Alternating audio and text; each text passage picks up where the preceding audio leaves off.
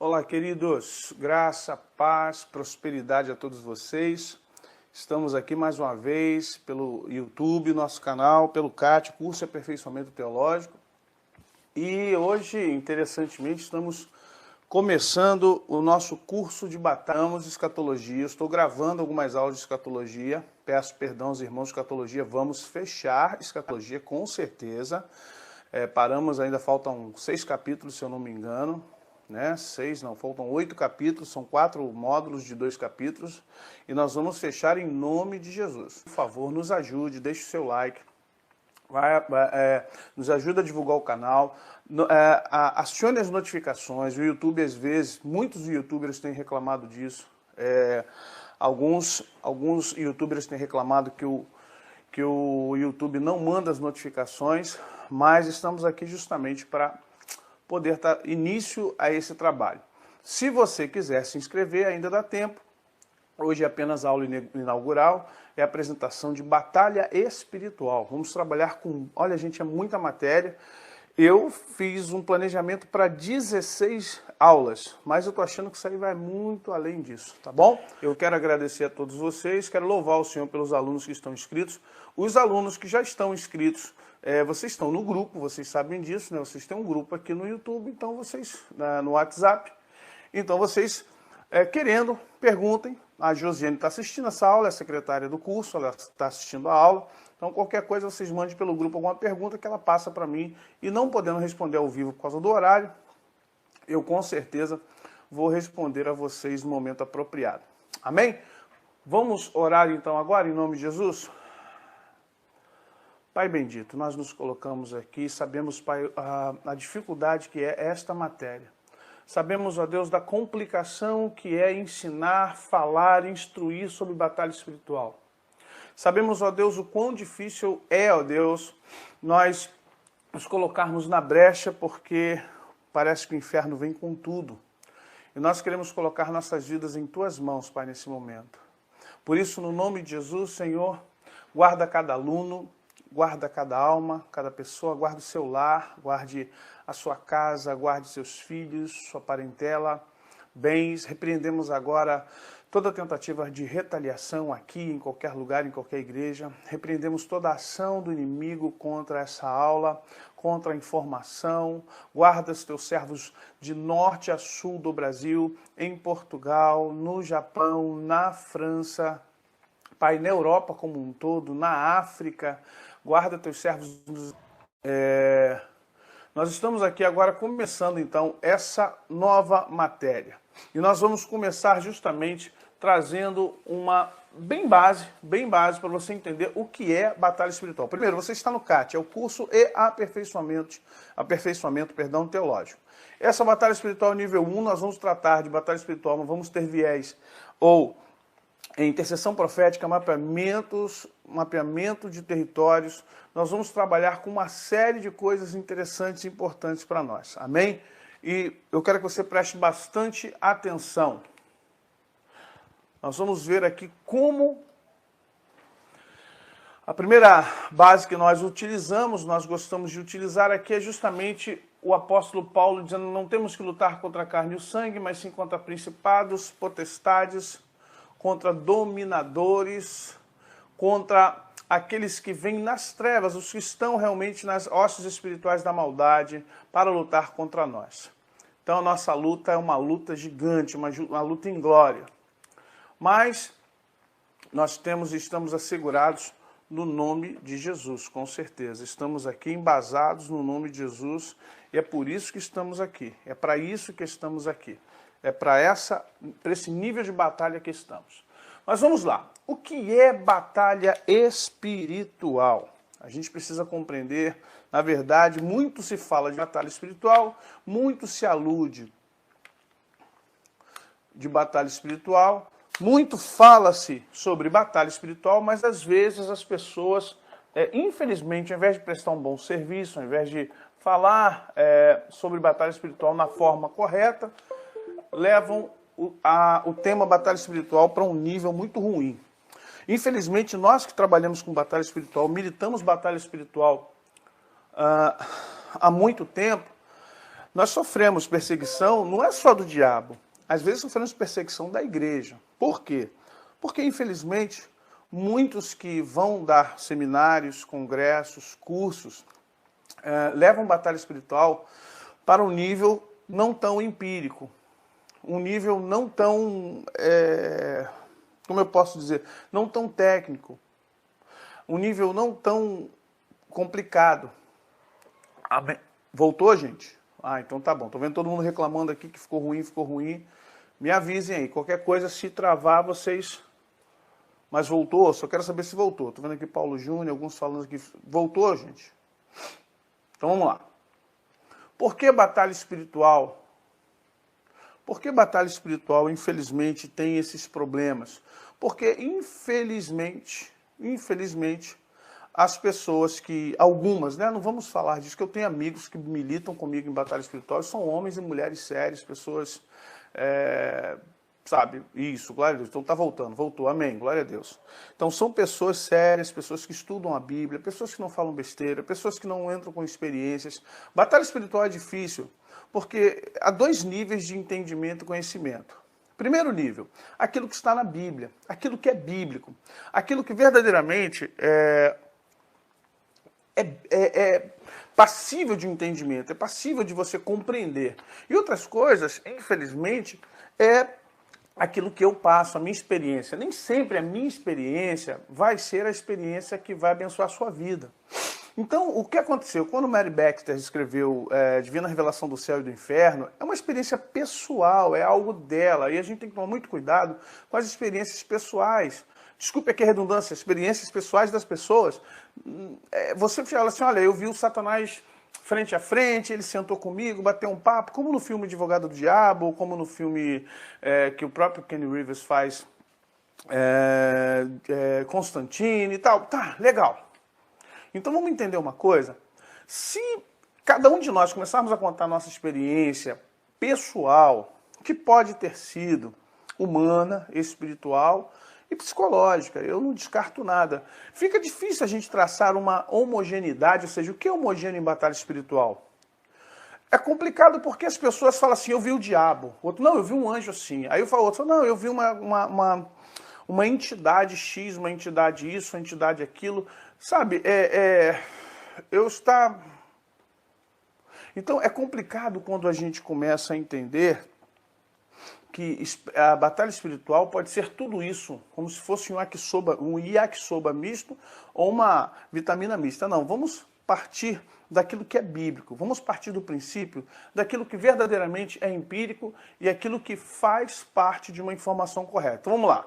O que é batalha espiritual? É toda e qualquer luta contra a resistência. Isso é uma definição. É toda e qualquer luta contra resistências espirituais que afligem o homem no seu corpo, alma e espírito. E ainda, contra sistemas malignos que prejudicam o ser humano em sua essência social, economia, política e afetiva. Econômica aqui, tá? Aqui seria econômica. Em sua essência social, econômica, política e afetiva.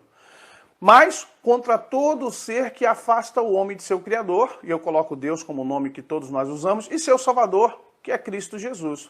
Ou seja, o que é batalha espiritual? É toda e qualquer luta de resistência, ou seja, tudo aquilo que resiste ao seu crescimento, tudo que resiste à sua felicidade, tudo aquilo que resiste à sua vida, de sua família. É tudo aquilo que são eventos sobrenaturais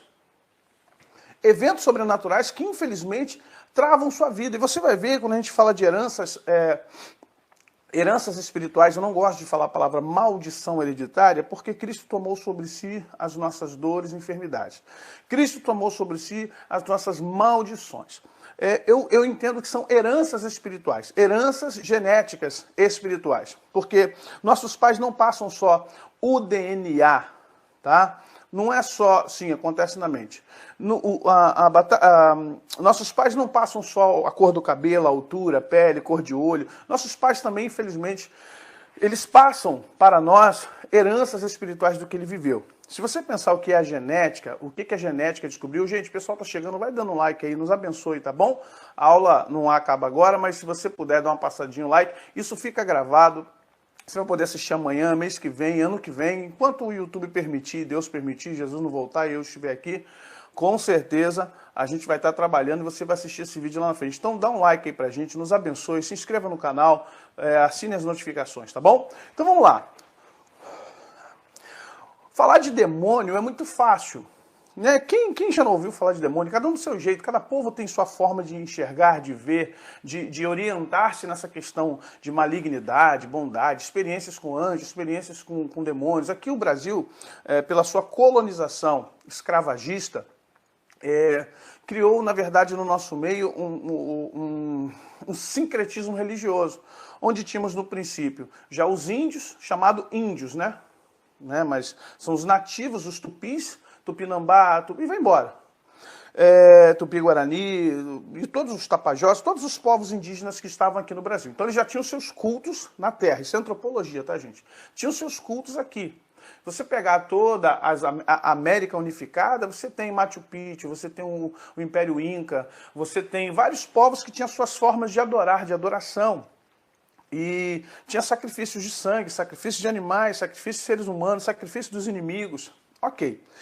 Vem, então, portugueses e espanhóis. Qual é a matriz, ou qual era a matriz dos portugueses e dos espanhóis? A matriz deles é a matriz católica romana europeia, ou seja, a matriz católica opressora. E eu não estou aqui para falar mal da Igreja Católica, só estou dizendo que a história diz isso. Se você pensar século pós-Idade Média, você está entrando nos anos 1500, 1600, 1700, e quando o Brasil entra nesse processo de colonização, você vai compreender que está aqui a Igreja Católica, que ainda respira, ainda tem os resquícios da Santa Inquisição, Santa Inquisição espanhola, romana, onde você vai ver justamente, daí nasce Martim Lutero no século XVI, daí vem o King James, rei James, que também quer se casar de novo, porque não aceita a questão de não poder casar. Então nós vamos ver tudo é história, só para a gente entender. Tudo isso faz parte da história da humanidade e também agora da história do Brasil. Então nós tínhamos os povos, e que vem os católicos. Os católicos trazem o quê? A Companhia de Jesus, que são jesuítas, para que houvesse no Brasil, houvesse uma colonização com matriz católica. Ok. Os portugueses, bem assim como muitos daquela época, os ingleses, adotaram a prática da compra de escravos. De onde vêm os escravos? Da África, tribos africanas. Vamos deixar claro aqui, assim como a América Latina é muito atrasada, o continente africano ainda é muito atrasado. Você vai ver isso quando você faz uma análise do continente africano na questão geopolítica, econômica, a quantidade de déspota, a quantidade de ditadores que tem na África, a quantidade de doença, a quantidade de morte, a quantidade de guerra internas, a quantidade de guerrilhas que ainda há na África em 2018, a quantidade de pessoas morrendo estupradas, pessoas morrendo assassinadas, degoladas, feitiçarias assim, tribais mesmo. Então você vai ver que o Brasil entra nessa, porque a cultura branca, escravagista, os escravocratas que estavam no Brasil, trouxeram navios lotados de escravos, não nasceram escravos, os negros não nasceram escravos, os negros nasceram nas suas tribos, os negros tinham suas tribos, vieram muitos príncipes tribais, vieram muitas pessoas que tinham capacitações nos seus povos e se tornaram escravos aqui. Qual era o culto, ou ainda hoje, o culto da matriz africana? O culto aos orixás. Entidades das florestas, entidades que compõem a flora, a fauna. Muito próximo também à Wicca, né, a magia branca europeia. Muito próximo se você que gosta de assistir Merlin, os filmes de Merlin, se você consegue assistir Harry Potter, se você assistir todos esses filmes que são mais lúdicos, você vai ver que elfos, fadas, anões, é a forma europeia de ver, e os negros tinham a cultura negra tribal tinha seus deuses, e a gente conhece aqui alguns, né? São os orixás, as tribos, né? Que trouxeram para cá, trouxeram seus orixás aqui, alguns mantiveram seus nomes, outros foram trocando seus nomes, e quando chega no século XIX, possivelmente 18 e 19, a Igreja Católica, querendo arrebanhar mais pessoas no Brasil, principalmente na Bahia de Todos os Santos, aceita que os libertados, aspas para libertados, né? Que Isabel não libertou ninguém. Na verdade, ela piorou a situação no Brasil. Não era nem para ter escravos, né? Não era nunca para ter. Isso é uma mancha na humanidade. Escravatura é uma mancha na humanidade, não importa, não importa a cor da pessoa. Não dá para ter escravo. E escravo não é uma coisa nova. Se você olhar o mundo grego, o mundo egípcio na Bíblia, você vai ver que Israel foi feito escravo. Os hebreus são feitos escravos do Egito. Ou seja, a escravatura é uma coisa endemoniada, vamos ser sinceros. A pessoa escravizar a outra é um princípio não só moral, mas espiritual maligno. Ok. Aí o que é o Brasil hoje? O Brasil hoje é a mistura do catolicismo com a cultura indígena, que já estava aqui, com a cultura negra que veio da África com seus orixás. Aí juntou-se o quê? Século XIX, vieram os missionários do sul dos Estados Unidos, missionários batistas, os missionários presbiterianos, missionários congregacionais. E por último, os missionários Gunnar Vink e Daniel Berg, no finalzinho, já nos inícios dos anos 2000, os missionários que deram o surgimento da Assembleia de Deus. Ou seja, 4 escolas missionárias vieram para o Brasil. Sendo que dessas escolas missionárias, tanto a batista, como a presbiteriana, como a congregacional, veio com maçons. Lembrando que Robert Calley, que foi o fundador da Igreja Congregacional, era amigo pessoal de Dom Pedro II, que era 33º grau na maçonaria. Olha só, vamos lá, não terminamos. Daí vem, então nós temos agora o culto indígena, o culto pagão dos nossos queridos nativos, nós temos o culto católico dos jesuítas, nós temos o culto africano tribal, nós temos os protestantes com a maçonaria. O que mais está faltando? Por fim, vem o kardecismo. Por fim não. Lá para o meio vem a doutrina de Allan Kardec. É o Evangelho de Jesus segundo Allan Kardec, que é o espiritismo kardecista, muito conhecido como espiritismo de mesa branca, aí que tem vários apelidos. Beleza. Acabou aí? Não. Vocês estão me acompanhando? Acabou aí? Não acabou. O que mais o Brasil vê? Aí, por fim, vieram as novas religiões. Né? A década de 60 e 70, uma revolução, como diz o pessoal da Nova Era, uma revolução cósmica, uma revolução cultural. Você tem o Woodstock. Mas você não está dando aula de batalha espiritual? Sim, é batalha espiritual. Você, se não conhecer história, você não entra em batalha espiritual. Satanás já cantou pela boca de Raul Seixas. Eu nasci há 10 mil anos atrás e não tem nada nesse mundo que eu não saiba demais. Eu vi isso, eu vi aquilo, então a gente tem que entender. Se você quer entrar em batalha espiritual, você tem que ser bom de história. Você tem que conhecer a história do seu país, a história do mundo, para saber onde Satanás está trilhando com a humanidade. E a religião no Brasil é o que é por causa desse nascedouro, esse berço esplêndido que o Brasil foi ninado, gerado e criado. Ok, beleza. Vamos para agora a nova era. Então chegou a nova era, veio as matrizes, veio as influências também orientais, e aí você começa a ver algumas situações e grupos que vieram, chamados grupos fraternais, né? Que vêm, de certa forma, abrindo porta para outros níveis de interação espiritual. Ok. E agora, quem é o Brasil? O Brasil é o país da igreja neopentecostal, porque nos anos 80 para 90, a igreja evangélica, chamada protestante, cresceu muito. Ao crescer muito, um anseio de liberdade sobre a igreja evangélica criou as igrejas chamadas neopentecostais, as comunidades. Eu conheço muitas comunidades maravilhosas, muitas igrejas neopentecostais são de Deus. E houve o racha? Sim, houve o racha que tinha que haver. Porque, infelizmente, muitas situações que ocorriam na igreja protestante era opressora. Porque a igreja protestante dos anos 80, 90, a igreja Assembleia de Deus era cheia de usos e costumes, os pastores eram extremamente duros, a igreja chamada tradicional não tinha experiência com o Espírito Santo, era muita doutrina e aquele culto, né, bem morno, bem frio, aquela coisa. Então, de repente, algumas pessoas começaram a sentir a necessidade e algumas igrejas foram aparecendo. E dentre elas, a Igreja Universal do Reino de Deus. E depois, a Igreja da Graça, R.R. Soares, dizem que os dois são cunhados. Então, essas duas igrejas expandiram, começaram um movimento, paz, querido, Deus abençoe, com um movimento pentecostal mais povão. E aí vem a Universal do Reino de Deus, que você já conhece. Eu não estou aqui falar mal de igreja nenhuma, tá? Antes que algum irmão da Universal, algum irmão da Graça, algum irmão da Mundial venha falar, o pastor está indo para a televisão para o YouTube, perdão, para falar mal da minha igreja. Não, só estou contando a história do Brasil. O que temos hoje, o que nós somos hoje como igreja, gente. É só isso. Tá bom? Onde nós chegamos como igreja hoje. Nós somos essa sopa de letrinha. E agora nós temos uma dificuldade muito grande para fazer batalha espiritual ou trabalhar com batalha espiritual se nós não temos uma consciência, infelizmente, uma consciência grande, sabe? Isso, o sincretismo religioso. Quando a Igreja Católica, a partir da Bahia, deixou que os santos católicos pudessem ser chamados com o mesmo nome das entidades do candomblé. Aí você tem candomblé, umbanda, quimbanda, macumba é um apelido, e você tem várias matrizes. Mas respeito, gente, eu não estou aqui para falar mal de ninguém. Vamos lá, voltando aqui à batalha espiritual. Lá na frente a gente vai confrontar essas coisas aí. Hoje eu não vou começar confrontando, não. Deixa eu começar light hoje. Lá na frente vai ter que socar muitas coisas aí. Então, vamos ficar mais light agora. Voltando, o que é batalha espiritual então? Batalha espiritual é você primeiro tirar todo o preconceito que é na sua mente. Você vai ter que desconstruir a partir de agora uma série de coisas que você pensa que sabe.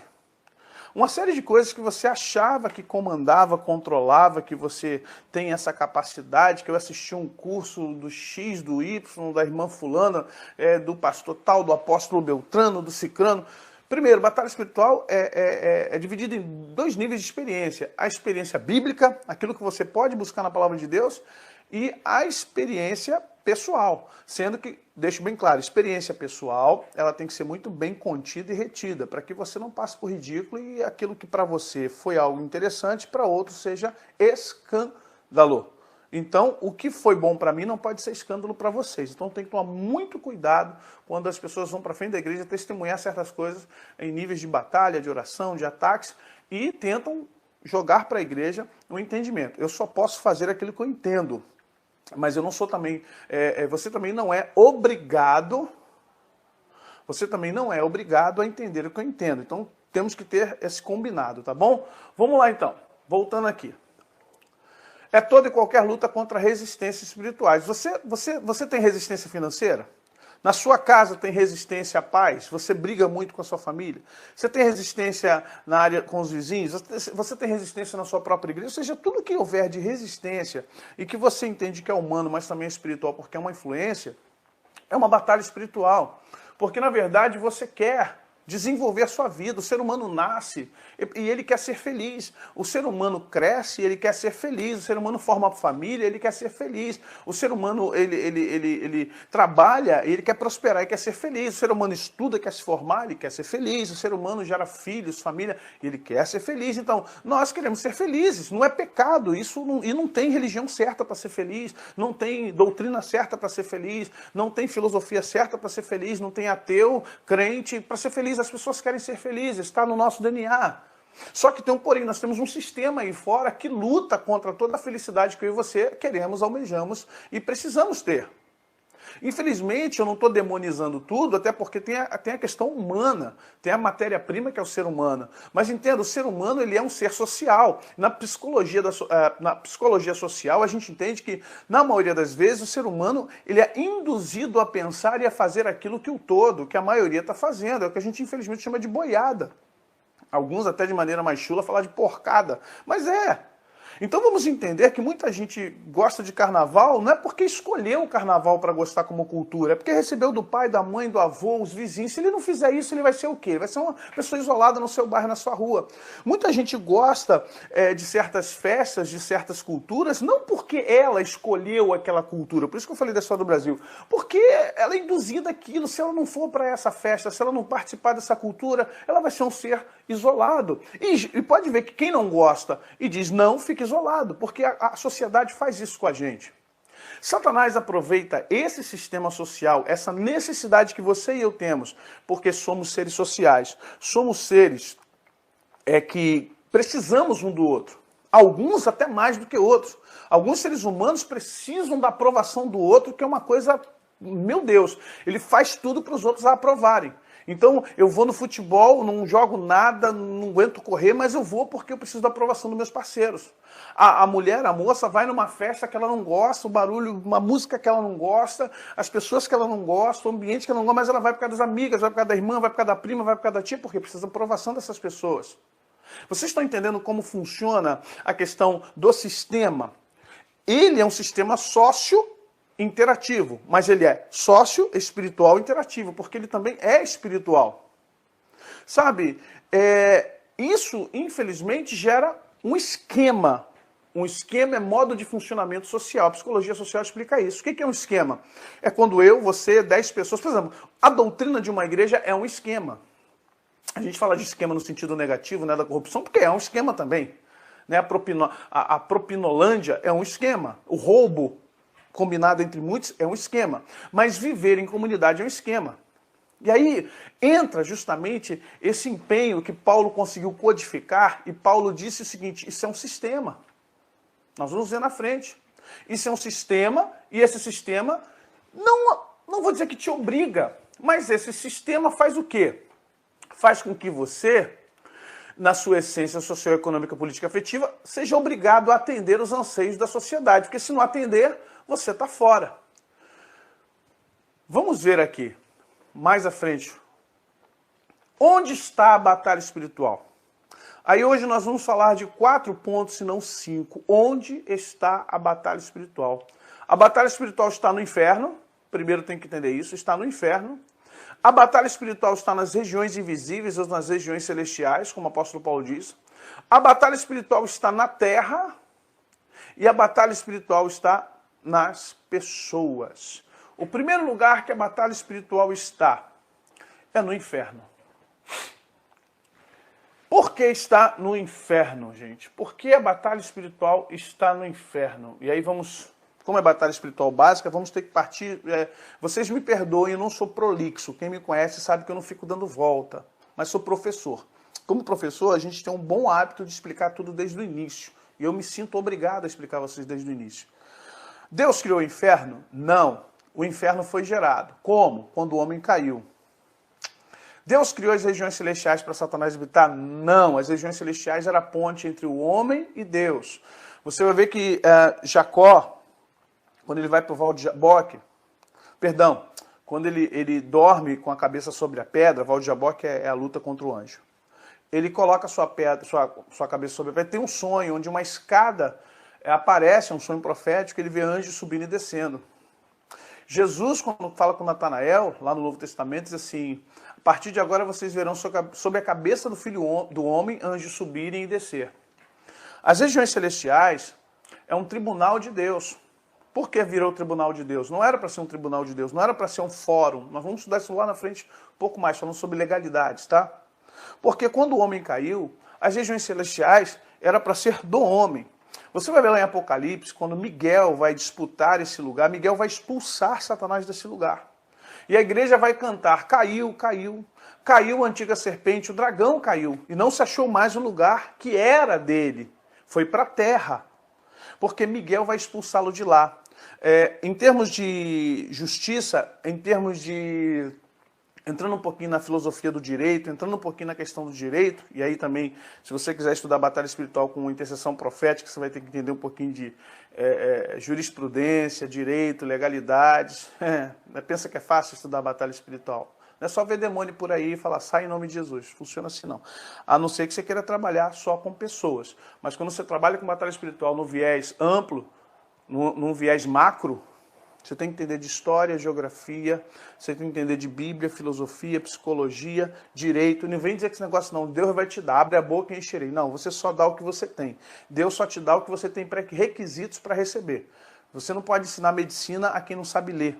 Ou ensinar, que eu falo teoricamente, né? Você não pode ensinar a pessoa física quântica se ela não sabe matemática. Deus não vai te ensinar aquilo que você não tem pré-requisito. Antes de te ensinar uma coisa alta, grande, poderosa, ele vai te ensinar algo mínimo, pequeno, para que daqui você chegue lá. A fé é do tamanho de um grão de mostarda, a fé não é tamanho do monte, tá bom? Então começa com coisas pequenas para as grandes, porque às vezes a pessoa é religiosa demais, diz assim, eu não preciso de nada disso, a letra mata, já está fora do contexto, porque Jesus não quis dizer isso, que Jesus falou que a letra mata, a palavra letra ali significa lei de Moisés, a lei de Moisés mata, mas o Espírito vivifica. Então, voltemos para a batalha, porque uma das coisas também que Satanás faz é colocar cadeias, chamado de sofismas, na cabeça dos crentes.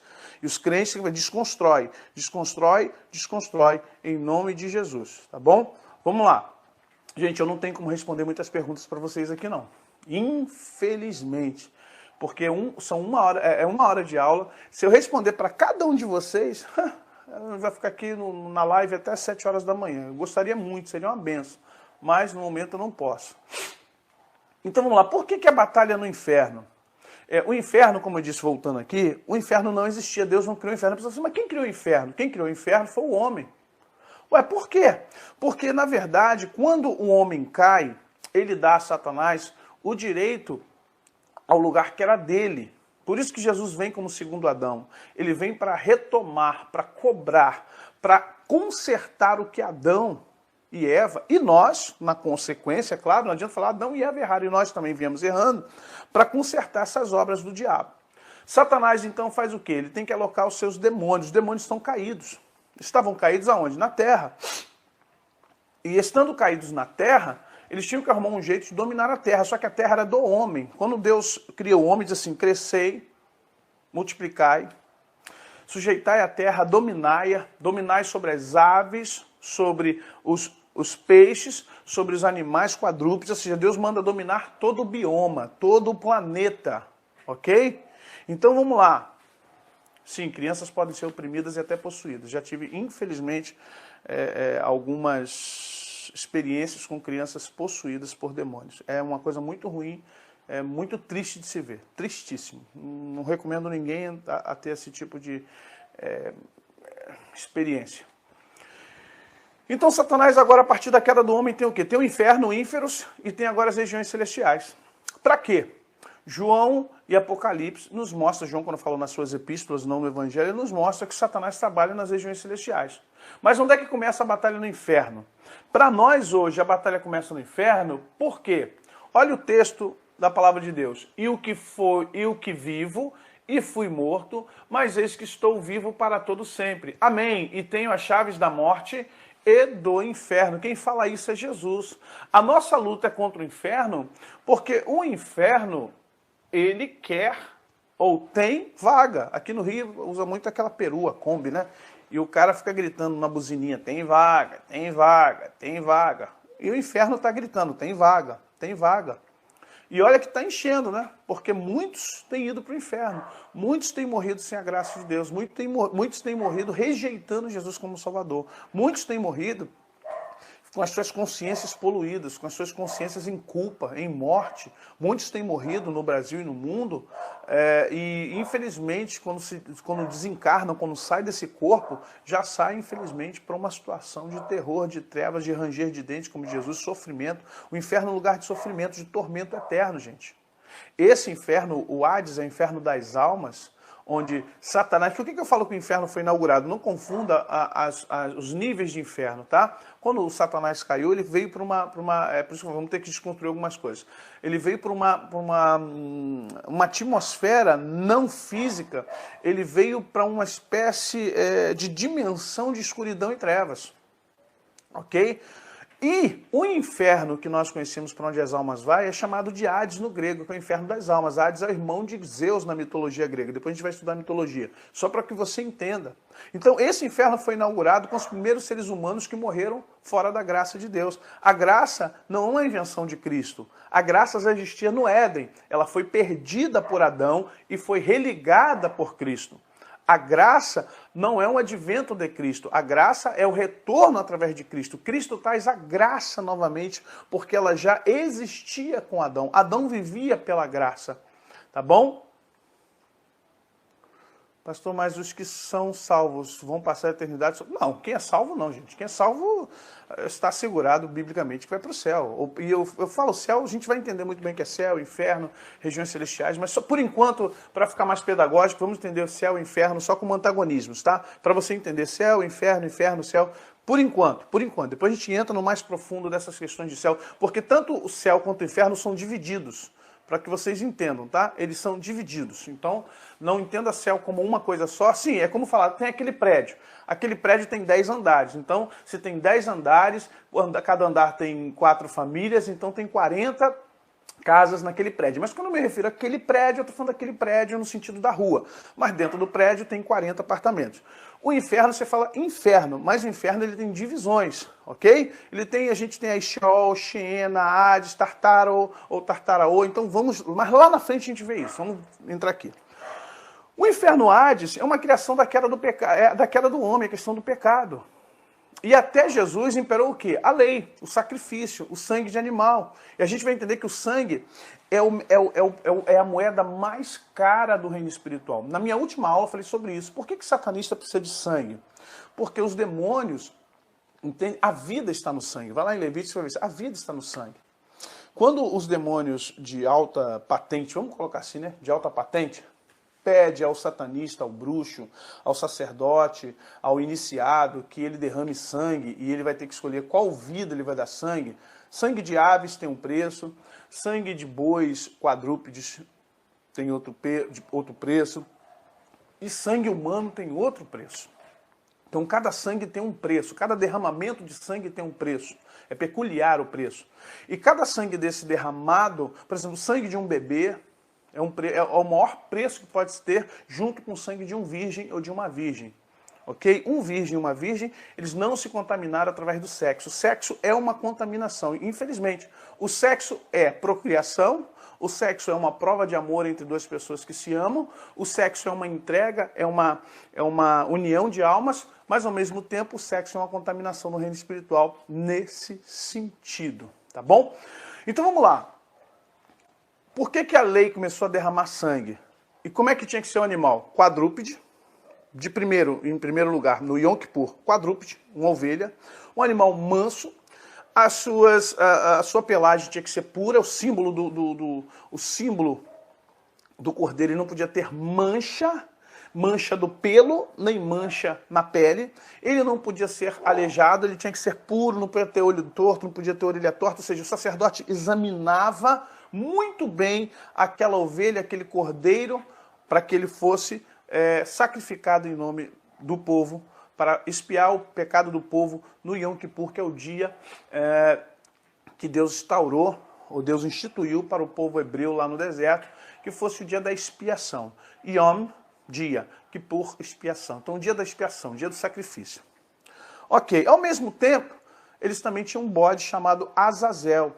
E esse bode, o sumo sacerdote confessava os pecados da nação no ouvido do bode e liberava ele para o deserto. E lá no deserto, ele era levado, um simbolismo que ele era levado para o inferno, para a escuridão, para as trevas. Jesus, ele foi o Cordeiro de Deus que tirou o pecado do mundo, no momento que ele está na cruz, no momento que ele é humilhado, no momento que ele é rasgado, no momento que ele é triturado pela guarda pretoriana, no momento que ele está sendo açoitado, ele é o Cordeiro de Deus. Até a cruz do Calvário, ele é o Cordeiro de Deus. No momento que ele morre e desce às regiões inferiores, conforme conforme Pedro, conforme Paulo, conforme João, conforme Apocalipse nos declara, ele desce como bode Azazel. Jesus aí tem arquétipos de Jesus, é tremendo. Ele é cordeiro, ele é o bode Azazel, porque ele tem que levar os pecados da humanidade para o deserto, que no caso é para o inferno, para o Hades. Lá embaixo ele é o atalaia de Deus, porque ele prega aos espíritos em cadeia, porque Deus, para ser justo e julgar a todos, como é que ele vai julgar os que viveram na lei, se eles não conheceram a graça e faleceram antes de Jesus? Então ele toma cativo o cativeiro, pega as chaves da morte e do inferno, você vai ver que em Efésios 4, todo mundo pensa no Efésios 4:11, né? A uns pelo Espírito, apóstolo, professor, só que antes diz assim, ele tomou o cativo o cativeiro. Ele deu liberdade aos homens e deu a ele dons. para que eles fossem apóstolos, profetas, sacerdotes, pastores, mestres. Então vamos entender como funciona essa questão toda. Jesus agora ó a cachorrada, gente, tem uma opção de cachorro latindo, isso não acontece essa hora, ó. Batalha pura, reina aqui em cima o negócio está feio, porque toda vez que a gente desvenda, isso aqui é um desvendar. Eu estou desvendando para vocês o reino espiritual. Meu cachorro é quieto, ele quase não late. É um bully americano educadíssimo. Para lá, se vocês não podem ouvir, mas para lá tem mais de 5 ou 6 cachorros latindo. A manifestação através dos animais, tá bom, gente? Eles estão aqui em cima, tá pegando fogo. Mas também tem anjo lutando aqui. Mas vamos lá, voltando à aula aqui, deixa isso para lá. Importante vocês me ouvirem. Então vamos lá.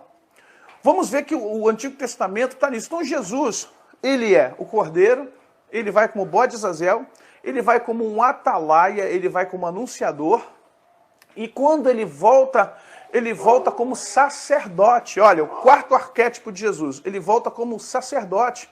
Tanto que quando Maria, olha interessante isso, Maria, a Magdala, vai no cemitério, no jardim, no horto, ela chora muito, porque o corpo de Jesus não estava lá.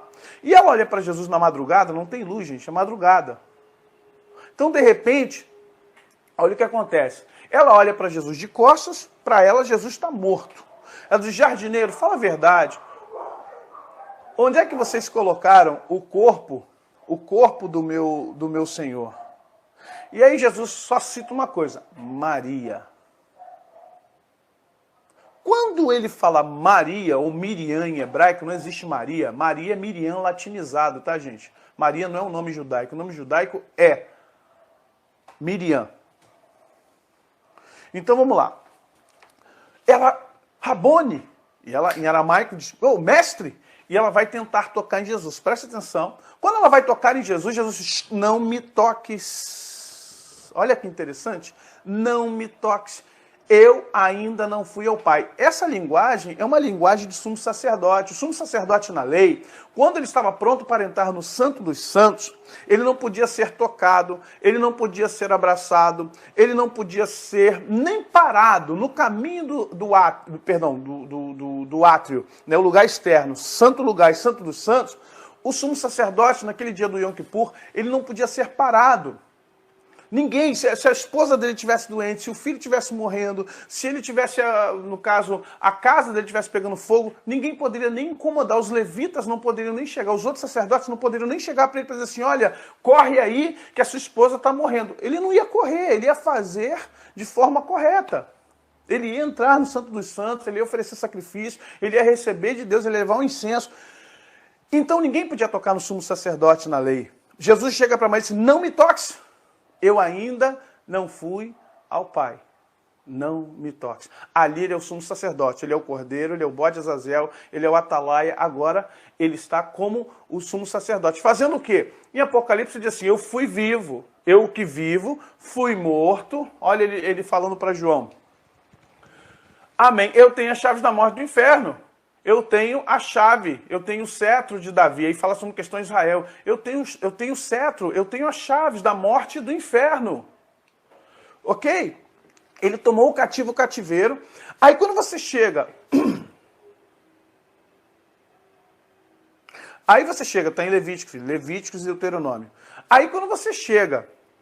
O sacerdote não pode ser tocado porque ele está purificado. Depois que ele troca a estola, que ele lava a mão, ele purifica com a água que está na bacia da purificação. Ele limpa as mãos, limpa os pés, troca a estola, vai lá para dentro. Ele não pode ser tocado, senão ele se torna impuro. E ele, para oferecer sacrifício a Deus lá no Santo dos Santos, ele tinha que estar puro. Se ele não estivesse puro, ele morreria. Os filhos de Arão, por muito menos do que isso, foram fulminados no santo lugar. Tá bom? Só lembrem disso. Só foram oferecer incenso no santo lugar, não foi no Santo dos Santos. Então o sumo sacerdote tinha os seus guizos na ponta da sua estola sacerdotal e tinha uma corda amarrada ao seu pé. Caso parasse de tocar os guizos, os levitas, os sacerdotes puxavam ele para fora do tabernáculo. Voltemos então. Jesus fala para Maria, não me toque. Vai lá e diz, meus irmãos, diz a Pedro. Jesus parou na terra, porque ele não tinha ainda se manifestado a ninguém, só se manifestou a Maria. Depois você vai ver lá em Emaús, os dois discípulos indo para Emaús, mas há uma cronologia aí que foge, não vamos entrar nisso agora, tá bom? Vamos só entender essa questão. Quando você vê que João disse, quem está estudando escatologia comigo no canal, João diz assim, eu vi quando o anjo gritou, quem é digno de abrir o rolo? O rolo é um testamento. Quem é digno de desatar os 7 selos? Os selos são, na verdade, proibição para que quem não fosse herdeiro não pudesse abrir o testamento. Aquele é um testamento de pai para filho. E só um herdeiro poderia abrir o selo. Quando João diz assim, olhei, chorei muito porque não vi no céu, na terra, nem debaixo da terra, ninguém que era digno de abrir os 7 selos e desatar o rolo, ou abrir o rolo e desatar os seus 7 selos. Chorei muito. Quando o ancião de dias bateu no ombro e disse, João, não chores, olha quem chegou. Se você olhar a cronologia disso, é lindo, olha quem chegou, João. Não chores, o Cordeiro de Deus chegou, o leão chegou, ele é digno, ele é herdeiro, ele chegou, acabou de chegar, João, fique em paz. Ele vai desatar os 7 selos, ele vai abrir o rolo e ele vai falar para a gente aquilo que ele não sabia na terra sobre os tempos que viriam, João. E você será o escrivão dele, você será o escriba dele. Você vai escrever tudo o que vai acontecer porque ele vai revelar para você o que está dentro daquele rolo. Olha que coisa linda, gente. Que coisa maravilhosa. Davi viu isso lá no salmo dele. Levantai, ó portas, as vossas cabeças. Levantai-vos, ó portais eternos, para que entre o Rei da Glória. Quem é o Rei da Glória? Se você pensar no salmo dele, ele está começando assim, Deus é bom, Deus é maravilhoso. De repente ele para no verso 5 e diz assim, levantai, ó portas, as vossas cabeças. Levantai-vos, ó portais eternos, para que entre o Rei da Glória. Ele está dando um brado na Nova Jerusalém, perdão, na Jerusalém Celestial. Ele está bradando para que entre o Rei da Glória. Mas quem é o Rei da Glória? Se o Rei está aqui, que Rei é glória? O Rei do Senhor, o Senhor dos Exércitos, o Rei dos Reis, poderoso na batalha, ele está chegando, abre as portas para ele entrar. João diz assim, eu chorei muito porque não tinha ninguém. Levanta teu olho, rapaz, ele chegou. Amém, gente? Isso é importante você entender, a cronologia espiritual, o quantum, o tempo agora se dilata para você entender o que está acontecendo, porque no quantum espiritual não tem Antigo Testamento, não tem Novo Testamento, é simplesmente... Foi. Por isso que Deus é eu sou, Yahvé, eu sou é presente, eu sou não é passado. Há quem traduz com serei que serei, como um futuro ou um indicativo, mas ele é presente do indicativo, ele não é futuro. Então nossa batalha é no inferno, porque o inferno quer quebrar tudo isso que Jesus resgatou. O inferno quer tirar tudo isso que Jesus conquistou para nós. Esse salvo-conduto que Jesus nos deu de não ir mais para o inferno, eu tenho a chave da morte do inferno. Agora eu sei, eu permito, eu deixo, eu salvo, porque agora é comigo, a bronca é minha. O primeiro Adão não conseguiu, mas eu consigo e eu consegui. Segunda guerra é contra nas regiões celestiais. Meu Deus, a aula vai acabar. Ih, só o sangue de Jesus. Não sair nem do terceiro slide, nem do quarto slide direito. É bom que semana que vem tem mais aula. Segunda guerra nas regiões celestiais. 2 coisas que o homem perdeu. Infelizmente. O homem perdeu a terra. 2 coisas que ele perdeu. O homem perdeu o domínio da terra. A palavra, quando Deus fala assim, crescei, multiplicai, enchei a terra, sujeitai, dominai. Claro, a palavra, tudo que está sendo escrito para nós, traduzido para o português, vem com um viés latim. Então a palavra domini é uma variante, uma derivação de domus. Domus é tanto casa como senhor. E domini é senhorio. Domini é aquele que manda na casa. É o senhor da casa. Domus domini. Quando Deus fala para o homem, crescei, multiplicai, enchei a terra, sujeitai-a e dominai-a, seja dono do planeta. Domine. Domine a terra. Seja o que... Quando a gente fala fulano é domador. Não acabou não, gente. A aula de escatologia vai terminar. Falta 4 módulos. Então, quando fala domine, é que o homem é para dominar. Quem era esse Adão dominador? Eu só posso saber quem é Adão pelo segundo Adão. O segundo Adão andava sobre as águas. Será que o primeiro Adão também fazia isso? O segundo Adão montou num jumento e esse jumento nunca tinha sido montado e não escocheou com ele, ou não pulou com ele. Muito pelo contrário, ele veio calminho, conforme a profecia de Zacarias. O primeiro Adão, o segundo Adão, ele quando os discípulos não conseguiam pescar, profissionais da pesca, tá? A gente não está falando de gente que vai final de semana ficar com a varinha, não. Estamos falando de Pedro, Tiago, João, André, profissionais da pesca, que não conseguiram pescar a madrugada toda. E diz assim, lançai a rede para aquele lado. Se você estudar um pouquinho de piscicultura, você vai saber que há momentos de lua, mudanças de lua, temperatura, faz com que cardumes se escondam.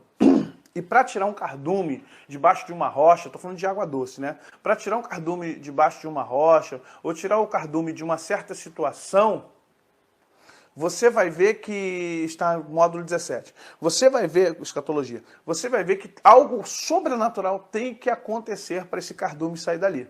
Quando os discípulos jogam a rede para outro lugar, para outro lado, o que acontece? Eles pegam mais de 100 peixes graúdos. É um cardume. Literalmente, Jesus atraiu um cardume. Vamos brincar, vamos colocar uma coisa na cabeça de vocês aqui.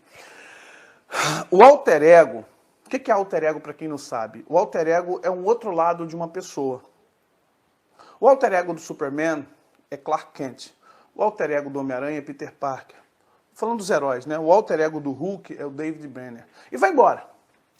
O alter ego, porque é um falho e um herói. Um ser humano que todo mundo vê e olha, fala, Wagner, Deus te abençoe, e ninguém dá nada por ele, e um ser poderoso. O alter ego de Adão é Jesus. Literalmente, só estou criando aqui para vocês um paralelismo, porque Jesus é chamado de segundo Adão. Olha o que Jesus fazia. Jesus multiplicava pães e peixes. Gente, saía multiplicar peixe. Peixe é um ser orgânico. Jesus teve que refazer a trama de vísceras, de pele. Isso aí é nanotecnologia para você multiplicar peixe. O peixe não saiu pulando igual o desenho. Plop, plop, plop, não, o peixe era refeito. A trama, o pão tudo bem nada, né? Mas moléculas do pão a gente entende, mas as moléculas de um peixe, que é um ser vivo, um ser orgânico, gente, é muito poder. Então você entenda que poderes tinha o primeiro, o Adão, antes de cair. É claro que ele nunca precisou usar isso, que o mundo não estava em pecado. O homem não tinha pecado. Então Adão nunca precisou provar para ninguém, multiplicar nada. Mas você acha que ele sujeitava um peixe como? Você acha que ele sujeitava a ave como? Você acha que ele sujeitava um leão, um tigre, um leopardo, um guepardo, um rinoceronte como? É o domus, é o domini. É o poder que Deus deu ao homem, está em nós. Infelizmente, estar dormente e latente. Oi, Lulu. Beijo, minha irmãzinha. Está latente, dormente, porque o homem vive em pecado. A natureza geme, aguardando a manifestação dos filhos de Deus. Até agora, a natureza está dizendo assim, cadê Adão de novo? Cadê Adão de novo? Cadê a Eva? Onde é que estão? Cadê os donos da terra? Nós precisamos de um rei, de uma rainha. Cadê os nossos reis? Cadê os reis que falam da terra? A natureza está aguardando. E a gente está aqui, infelizmente, comendo mosco, brigando por causa de doutrina, usos e costumes e tentando ver quem tem mais razão dentro das igrejas. Mas voltemos aqui. As regiões celestiais eram nossas. As regiões celestiais é uma área espiritual, ela pertencia a nós como um todo. Hoje pertence, mas não como um todo. É como você ter uma casa sua e que alguém está morando. E você tem que tomar cuidado, senão a pessoa vai pedir o direito de uso capião. O imóvel é seu, mas a pessoa que está morando. As regiões celestiais pertencem a nós, os seres humanos. Porque é a porta de entrada para o reino espiritual. Mas quem está lá? Ô Célio, Deus abençoe. Clélio, tudo bem, Clélio? Então quem está lá? Satanás. Olha bem, um dia em que os filhos de Deus, anjos, vieram apresentar, Ben Elohim, Benai Elohim, vieram apresentar-se perante o Senhor, veio também Satanás entre eles. Então o Senhor disse a Satanás, de onde vem Satanás? E ele respondeu ao Senhor e disse, de rodear a terra e passear por ela. Isso aqui é literalmente as regiões celestiais desde que o homem caiu. Satanás passa a ter o direito de acusar. Ele é chamado de acusador por quê? Se alguém pensa que Satanás está na terra, não. Ele não está na terra. O inferno é hierarquicamente muito bem controlado. Pensa numa pirâmide. Está lá o líder maior, sublíderes, vai até chegar embaixo, nas castas, nos demônios que estão aqui espalhados. Então vamos compreender que as regiões celestiais é um lugar de tribunal, é um lugar de disputa. Regiões celestiais é um lugar jurídico. Regiões celestiais é uma batalha espiritual muito difícil, gente. Olha, achar um profeta que sabe trabalhar ou lutar nas regiões celestiais é muito complicado.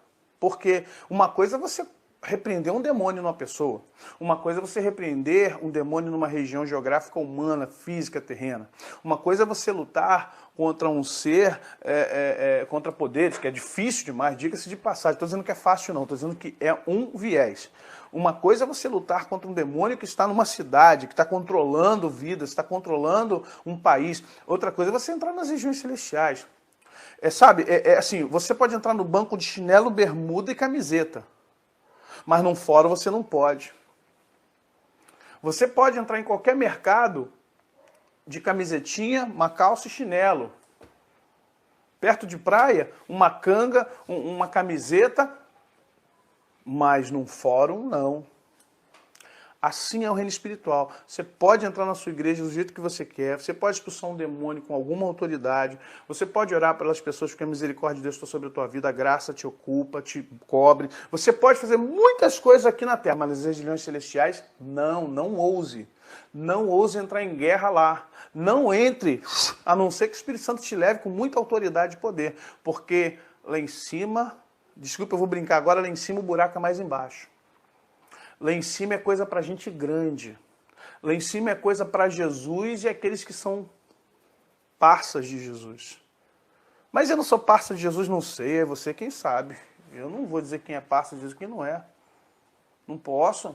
Regiões celestiais, gente, é coisa de poderes geológicos, é coisa de poderes da Terra, é geopolítica, são planetas. Trata de anticristo, trata de satanismo, trata de alta hierarquia de poderes espirituais no inferno.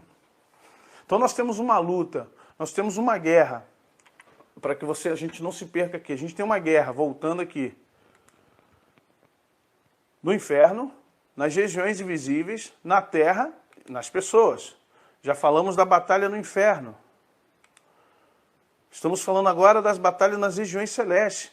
Olha bem que João capítulo 1, verso 9 diz: se confessarmos os nossos pecados, Ele quem? Cristo, ou Deus, é fiel e justo para nos perdoar os pecados e nos purificar de toda injustiça. Vamos fazer uma hermenêutica, e se você quiser, até mesmo uma exegese do grego desse texto, mas vamos ficar com a hermenêutica, que é mais simples. Se confessarmos os nossos pecados, Ele é fiel e justo para nos perdoar os pecados. Ué, aquele que comete pecado e pede perdão, alcança a graça de Deus, amém? Mas o que esconde, infelizmente, merece ser castigado, fica doente. Davi diz, enquanto eu calei, meus ossos se corroeram.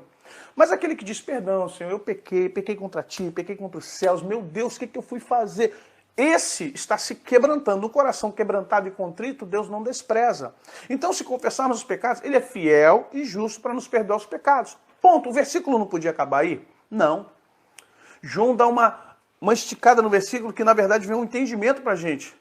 Se confessarmos os nossos pecados, Ele é fiel e justo para nos perdoar esses pecados confessados e nos purificar de toda injustiça. Peraí. Injustiça de quem?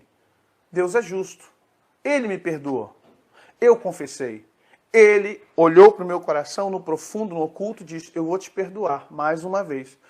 Onde está a injustiça? Ah, a injustiça está... Quando você vê a visão, é interessante, na visão de Zacarias, do sumo sacerdote Josué, lá no Antigo Testamento, após, olha como é que você tem que entender a cronologia bíblica, após a volta de Judá, né, porque a gente fala Israel, mas quem voltou mais foi Judá, do cativeiro, que começou lá em Assíria, Babilônia, quando vem Neemias, quando vem Esdras, quando vem essa turma toda, eles estão voltando para refazer Jerusalém, refazer o Israel de Deus. Pode entrar pelas suas filhas na terra. Nas regiões celestiais, não, por favor. Regiões celestiais é coisa séria, gente. Vai por mim. Regiões celestiais é pra gente grande. Cresce um pouquinho, depois você entra lá. Mas vamos lá. Então, o povo está voltando. Deus usa os reis. Aí você tem Neemias. Perdão, você tem, antes disso, você tem Daniel. Você tem Neemias. Você tem Esdras. Você tem Esther. Mordecai e tal. Então, o que está acontecendo? Os reis que estão sucedendo, né, os medo-persas, os assírios, eles estão tendo misericórdia com os filhos de Abraão. E estão dando tudo de novo. Quando você chega em Esdras e Neemias, eu aconselho você a ler tanto Esdras como Neemias, você vai ver, primeiro, a restauração da cidade em Neemias, e em Esdras você vai ver a restauração do templo e da lei. Ou seja, está sendo reconstruído. Mas isso sem antes Deus lá em Malaquias descer a lenha no povo, porque o povo não queria dizimar para voltar os sacerdotes e reconstruir a casa. Vocês estão com casas bonitas, com piscina, com churrasqueira, trazei os dízimos da casa do Senhor, casa do tesouro, para que haja mantimento. Ali Deus não estava pedindo para reconstruir o templo já tinha sido reconstruído. O problema é que reconstruiu a cidade, reconstruiu o templo, mas os sacerdotes estavam ainda trabalhando na lavoura. Sabe, o sacerdote ainda estava trabalhando, pescando, cortando madeira, porque ele tinha mulher e filho. Lembre-se que Levi não tem terra. Deus falou, a possessão de vocês sou eu. E ordenou para que seus irmãos, as outras tribos, dessem terrenos para que os levitas pudessem morar nos territórios. Então, preste atenção, você vai ver que, nesse momento, Israel quer reconstruir a sua casa. Só que lá em Zacarias, você tem um sumo sacerdote, Josué, que era o sacerdote daquela época, daquele tempo. E o texto que o profeta vê é que o sumo sacerdote Josué estava de frente para Deus. Olha, as regiões celestiais não é algo do Novo Testamento, é que Paulo fala das regiões celestiais, mas já existe desde a queda de Adão. Quando o sumo sacerdote Josué está perante o Senhor, ele está ali por quê? Porque Satanás fez uma acusação diante de Israel. Ele disse assim, o sumo sacerdote Josué, ele é o representante espiritual na terra. Ele é o sumo sacerdote, ele está representando Deus na terra para Israel. Então ele vem, ele é chamado, ele é como se fosse ao anjo da igreja, ao representante da igreja. E aí o que Satanás fala? As vestes estão sujas. O que simboliza, o que significa as vestes estão sujas? Ali está falando de Israel. Israel não está cumprindo todos os ritos. Israel não dá dízimo. Olha bem, aí você vai entender Malaquias. Israel não está tão ligado assim em ti, não. Israel não está sendo zeloso. Israel, olha, Satanás é interessante, né? Ele é legalista. Ele odeia Deus, mas ele se preocupa se você está prestando culto de forma correta. Ele odeia o evangelho, mas ele quer saber se você está vivendo o evangelho de forma correta. Ele odeia os crentes, mas ele quer saber se você é cristão mesmo ou se você é um hipócrita. Ele odeia os pregadores, mas fica de olho para ver se o pregador vive o que prega. Por que isso? Porque tudo que você faz diante de Deus te traz benefícios. E se Deus está te dando algum benefício sem você viver corretamente aquilo, como se Deus fosse injusto, né? Como se Deus fosse um bobo. Então, se você está recebendo de Deus algo a mais do que você deveria receber, Satanás ele fica furioso e diz assim, não, você não pode dar isso para ele. É injusto, é ilegal. Sabe aquele irmão mais velho, invejoso, aquela prima que fala para a avó, vó, por que você está dando isso para fulana? Ela não comeu tudo, ela não fez o dever. Satanás faz literalmente isso diante de Deus. Por que você está fazendo isso por ele? Então o que ele foi fazer com o sumo sacerdote Josué? Você vai restaurar Israel? Você vai deixar eles reconstruir a cidade, Jerusalém? Você vai deixar eles reconstruir o templo? Mas a veste deles, olha só. Aí entra quem? O anjo do Senhor, é a teofania do Cristo. E ele assim, para trás, Satanás, ei, para trás, tu és uma atição do fogo, tu era um serafe, tu era um querubim ungido da guarda, mas como um serafe, ou seja, uma pedra fogueada, para trás. E o Senhor foi lá e mandou trocar as vestes do sumo sacerdote, ou seja, trazer purificação, através de quem? De Esdras. Quando lê a lei do Senhor lá em Esdras, o povo chora, os mais velhos começam a chorar porque a lei do Senhor estava voltando, a lei do Senhor vem para o coração, aleluia, que coisa maravilhosa, gente. Como purificará o mancebo o seu caminho, guardando a lei do Senhor no seu coração? Escondi a tua palavra no meu coração para não pecar contra ti. Ali Deus falou, manda limpar as vestes do sumo sacerdote, para que ele possa sim receber as promessas de Deus. Ali já é regiões celestiais. Nós temos uma guerra grande nas regiões celestiais, não adianta orar pelo Brasil assim não, gente, tem muita legalidade contra o Brasil. Tem muita legalidade contra o Brasil nas regiões celestiais, tem muita morte de índio, tem muita morte de negros, tem muito assassinato, tem sangue de mártir no Rio de Janeiro, os huguenotes que vieram, os calvinistas que vieram de Genebra para cá e foram assassinados aqui na época das capitanias hereditárias. Vamos estudar a história. Vamos entender como tudo funciona. Nós temos uma guerra nas regiões celestes também, gente. Uma guerra tremenda. Então vamos entender que a nossa guerra, a gente olha só aqui para baixo, olhando para o nosso umbigo, mas essa é uma guerra, para mim é a mais difícil, queridos. Eu confesso a vocês, é uma das guerras mais difíceis que tem, é a guerra nas regiões celestiais. Mas vamos lá, que ainda tem mais coisa aqui, eu preciso... A guerra na terra. Jesus, ó. Sendo assim, celebrai os céus, e vós que neles habitais. Entretanto, ai da terra e do mar, pois o diabo desceu até vós, e ele está totalmente encolerizado, porquanto sabe que pouco tempo lhe resta para o seu fim. Apocalipse 12:12, o que está expressando aqui? Ele será expulso. E quando ele for expulso, ele virá para a terra. E quando ele vier para a terra, meu filho, nesse ponto, a minha interpretação escatológica é que a igreja já tinha sido arrebatada. No capítulo 12, a igreja foi arrebatada. Então, quer dizer, a igreja foi arrebatada e outra parte da igreja está na terra. Mas vamos lá. Vamos entender que a nossa batalha espiritual também é nesse mundo físico, gente. A nossa batalha espiritual também é aqui, ó, nesse mundo físico. E a gente está meio sonolento. E essa batalha é chamada nível de solo. É o nível solo da batalha espiritual. Esse povo todo que está aqui, essa multidão toda que está aqui, esse povaréu, nós precisamos entender que estamos aqui numa guerra muito grande. Sabe? Nós temos que entender o quanto Deus está nos chamando para esse nível de batalha. A gente tem que crescer um pouquinho mais. A gente precisa amadurecer um pouquinho mais, entender que batalha espiritual não é só emoção. Nada contra ninguém, Rebecca Brown, Mary Baxter. A gente traz muita gente internacional para o Brasil para falar para nós de batalha espiritual, mas muita gente gosta de ouvir falar de demônio. Na verdade, tem muita gente que gosta de ouvir sobre demônio. Eu acho interessante que cor dos olhos, cabelo, se ele usa branco mesmo, se ele tem cauda, 2 chifres. Gente, pelo amor de Deus, gente. Sabe, e aí fica muito complicado a gente amadurecer nesse quesito batalha espiritual, porque batalha espiritual necessita de alguns dons, de todos os dons que a gente conhece, os 9 de 1 Coríntios, e depois os outros dons em 2 Coríntios, algumas descrições que Paulo fala. A gente precisa do discernimento de espíritos e do amor. Esses 2 são os dons mais importantes em batalha espiritual. Pensou que era profecia? Pensou que era milagres? Pensou que era... Não. Louvor e adoração não liberta ninguém, filho. Louvor e adoração estabiliza o ambiente. Louvor e adoração traz para você uma estabilidade espiritual. Mas louvor e adoração não liberta. Tá bom, gente? Quem liberta é o nome de Jesus. Quem liberta é a unção que está sobre você. É a energia do Cristo que está sobre a tua vida. Se você for um com Cristo, ninguém pode te abalar. Tem que ser um com o Cristo. Eu posso cantar, botar muito louvor na minha casa, vou estabilizar a minha casa, vou fazer com que a minha mente se volte para os céus.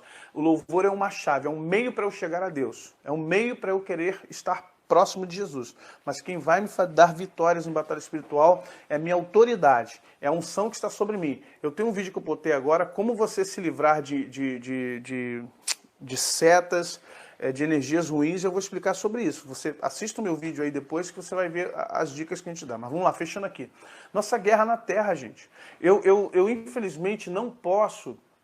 E você tem que ver isso aqui, nós temos essa batalha. E por que é na terra? Porque olha aqui, para onde nós vamos seguir? A nossa guerra agora é nas pessoas. Gente, nunca tivemos um momento tão ruim na humanidade. Sabemos que somos de Deus, olha o que João disse, sabemos que somos de Deus e que o mundo todo jaz no maligno. E é verdade, estamos passando por uma batalha espiritual muito grande. É muito grande essa batalha que temos passado. E cada vez mais precisamos orar, cada vez mais precisamos lutar, cada vez mais precisamos ter vida com Deus. Gente, vamos segurar a onda das... Olha... eu gosto muito de psicologia, em todas as áreas da psicologia, né? E tanto a junguiana quanto a freudiana. Gosto de muitos teóricos da área de psicopedagogia, psicologia social. Isso é bom porque a gente passa a entender o ser humano como um todo, né? A Bíblia é importante, você tem que ler a Bíblia, você tem que conhecer a Bíblia, você tem que comer Bíblia. Mas também tem que estudar outras coisas para você ter a capacidade sabe? A capacidade de entender o mundo como ele é. E se você não tiver esse entendimento, você acaba ficando muito religioso, acaba vendo as coisas muito com viés teológico. E não dá para ver o mundo com viés teológico. Você tem que ver o mundo com os olhos de Deus. Mas para ver com os olhos de Deus, você tem que ter um entendimento. Quem conheceu a mente do nosso Senhor? Quem ensinou a ele alguma coisa? Quem deu para ele primeiro para receber dele? Então, se a gente não tem essa capacidade, a gente precisa se capacitar através de livros, de estudos. Ah, por falar nisso, vocês me dão um segundinho. Gente, todo mundo vê esse livro assim, ó, e lê, o que está escrito aqui? Maçonaria. Já me perguntaram se eu era maçom. Gente, olha o título do livro. A Cidade Secreta da Maçonaria. Isso é um estudo de batalha espiritual, de como Washington DC foi feita toda a base de bruxaria e satanismo. Isso é um livro de estudo sobre Washington, sobre a maçonaria, tá bom, gente? Por favor, não sou maçom, eu tenho 2 vídeos contra a maçonaria, como é que eu sou maçom? Fecha aspas, desculpe aqui, voltemos. Então, gente, a nossa luta não é contra carne e sangue, a gente fala assim, porque a nossa luta não é contra seres humanos. Verdadeiramente, não é diretamente contra seres humanos. Mas, querendo ou não, o sistema espiritual em que estamos vivendo está usando o ser humano contra o ser humano. Jesus disse que os seus piores inimigos seriam quem? Não seria o traficante, não seria o miliciano. Seu pior inimigo seria o quê? Seu pai, sua mãe, seu irmão, sua esposa. Por quê? E não pense que eu vim trazer a paz. Eu vim trazer espada, porque vão ficar contra você quando você professar o meu nome. As pessoas vão te odiar por amor de mim. Por causa de mim, por seu amor a mim, as pessoas vão te odiar. Vão te rejeitar. Vão dizer que você não presta, que você quer ser mais santo que os outros, que você, na verdade, você é nojento. Você acha que todo mundo vai para o inferno, está mandando todo mundo para o inferno.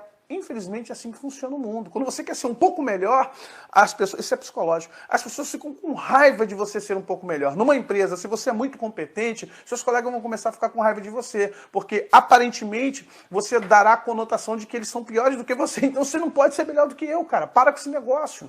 E no mundo é assim. Tá querendo ser melhor do que eu? Agora vou orar, não bebe, não fuma, não cheira, não dança, não vai para um motel, não trai, não adultera, não fornica. É verdade. Infelizmente. É assim que funciona. Então, a nossa luta não é contra seres humanos. Você não tem que lutar contra seu pai e sua mãe, mas tem que lutar contra o sistema que aprisiona eles. E eles estão debaixo de um sistema satânico. E esse sistema justamente aprisiona-os. Se você não viu, por favor, veja o filme Matrix. A nossa luta, a última luta agora, é contra o sistema global. Gente, eu não posso... Eu tenho que tomar todo um cuidado para senão o YouTube trava o meu vídeo se eu mostrar o filme. Não posso mostrar o filme para vocês, tá? Mas eu vou mostrar para vocês o áudio de um texto, de um trecho do filme, e eu quero que vocês ouçam bem enquanto vocês veem a imagem. Se eles não forem libertos do sistema, eles serão nossos inimigos, porque eles estão conosco, eles estão fora. É uma grande luta que nós temos contra o sistema. E é isso que temos vivido. E a igreja, infelizmente, entrou no sistema. Por causa do dinheiro, por causa da mídia, por causa da fama. Vamos entrar no sistema, por causa da política, cheio de pastor deputado. Só Deus sabe o que eles estão fazendo lá em Brasília, nas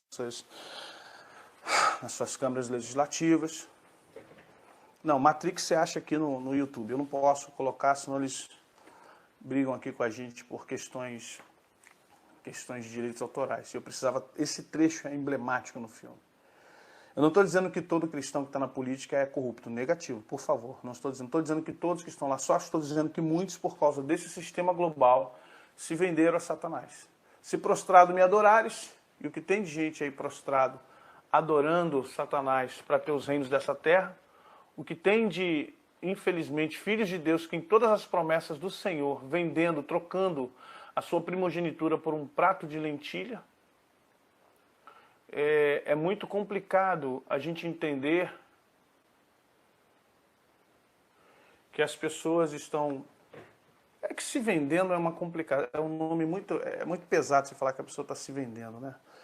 Mas, infelizmente, eu não tenho outra palavra para dizer. Porque se você se voltar para Deus para tentar ganhar alguma coisa do mundo, Jesus deixou bem claro, você serve um e aborrece o outro, e vice-versa. Gente, semana que vem eu dou continuidade, tá bom? Deus abençoe. O vídeo tá aí, Volta lá, daqui a pouco ele vai ficar fixo no canal. Por favor, curte, compartilha, em nome de Jesus, ativa as notificações, se inscrevam. E você que quer apostila, quer certificado, fazer parte do grupo do WhatsApp, se inscreva. DDD 21 99 210 6828. Fale com a Josiane, ela vai escrever você. Tá bom, gente? Deus abençoe vocês. Fiquem na paz do Senhor Jesus. E que o Senhor possa fortalecer a família, a casa, o ministério de vocês. Amém. Até semana que vem. Amém.